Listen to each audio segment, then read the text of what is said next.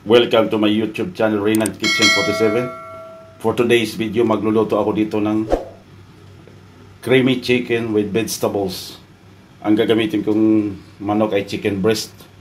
At ito na po ang ating mga kailanganin ng mga vegetables. Meron tayong ditong carrots and patatas, green bell pepper, sibuyas, bawang, at yung ating celery.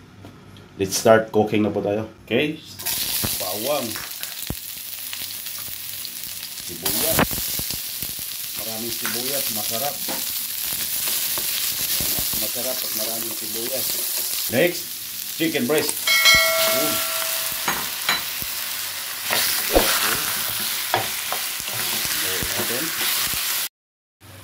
Ngayon, titimplahan na po natin siya. Lalagyan natin siya ng asin. Konti-konti lang muna. Baka maalat ng konti, mahirap na. At ito yung ating paminta. Haluin para mag-absorb ang lasa. Okay. Lalagay na po natin yung ating carrots at patatas. Yun. Yan. At isusunod na po natin yung ating celery. Yun. Ang sarap na ito. Mabango. Okay. Yan. Yan na po ang itsura sa ating creamy chicken with vegetables. At maya't maya ilalagay na po natin yung ating cooking cream. Kasabay yung ating green bell pepper. Ngayon medyo matigas pa ang ating carrots tsaka patatas. Okay. Mga 3 to 5 minutes pa bago lumambot yung ating patatas. Lalagay na natin yung ating green bell pepper. Larga bola. Hala, sige, halo. Wow, naging rainbow na siya ang kulay.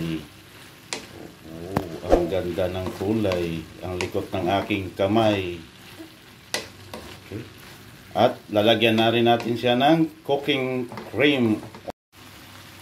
Buhusan natin siya ng cooking cream.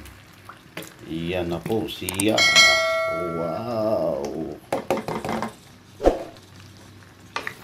Okay, mahina lang po ang apoy para hindi po siya masusunog kaagad yung ating cream. Yan na po. Larga, ang sarap na nito. Nakakatakam na po siya. Ang bango ng amoy.